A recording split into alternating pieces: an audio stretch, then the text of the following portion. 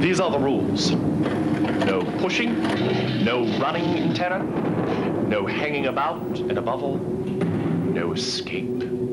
Terror on Church Street, beyond the limits of fear. Well, since it is Friday the 13th today, it only seems right for this video to look at a haunted attraction. While ghost or haunted houses have existed for many years in the tourism industry, one stands out as an inspiration for pushing the whole industry forward in a new direction, and it was located on Church Street in Orlando, Florida.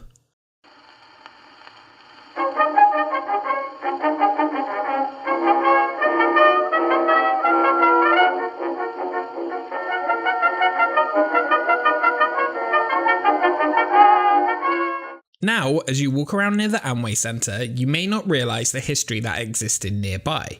Church Street Station was built in 1889 for the South Florida Railroad, which ran from Sanford to Tampa. Year after year, the station got added to more and more railroads and eventually reaching as far as Virginia. In 1926 though, the station's passenger operations were moved to Orlando's Amtrak station. The old station sat latent until July 1972 when Bob Snow came with the idea to reinvigorate the area. He had successfully completed a similar project in downtown Pensacola, and he transformed the area around the station into the Church Street district. In its prime, it was Florida's fourth largest tourist attraction. Adults visiting the theme parks and tourist attractions came to enjoy a night out at its most popular bar, Rose O'Grady's Goodnight Emporium, among many other bars and pubs in the area.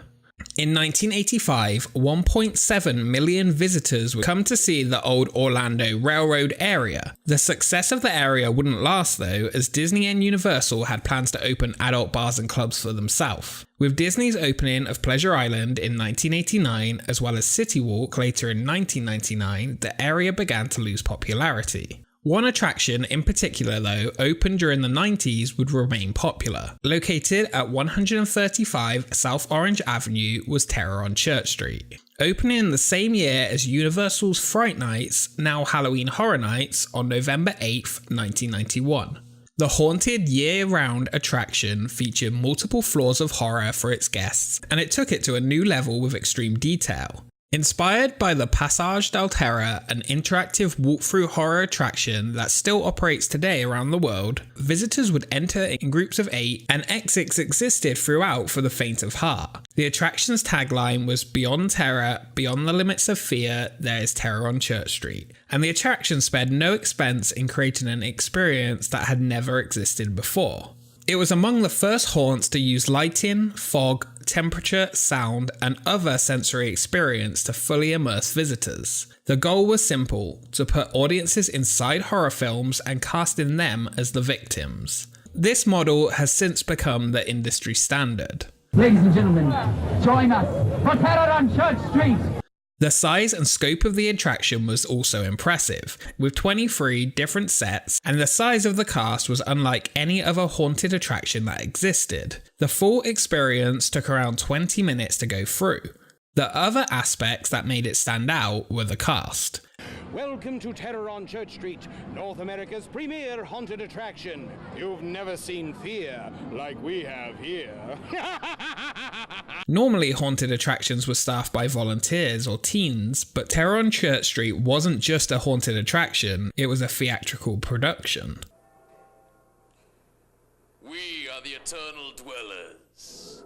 The cast was known as the Eternal Dwellers Theatre Company and was directed by the amazing David Clevinger, along with Jack Niebeline and Kerry Roundtree.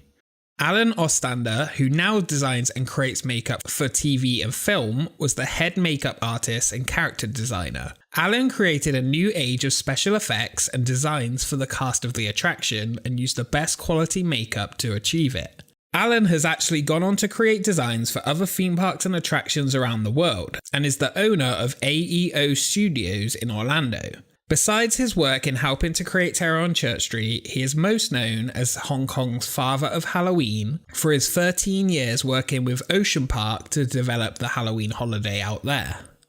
The sets themselves were movie quality and not the plastic or plywood backgrounds the industry was known for. Each individual set was packed full of props and items that enhanced the theme of the room and increased the horror, and the fog and lighting effects were made to match.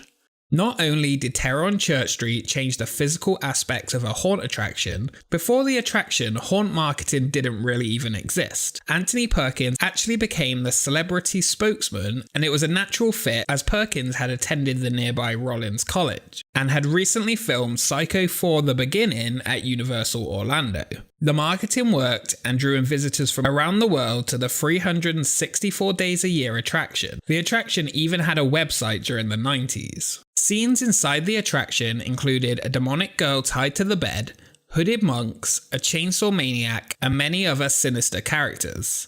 Your journey began in an old English courtyard, where you were given the rules, asked to hold on to each other, and sent on your way.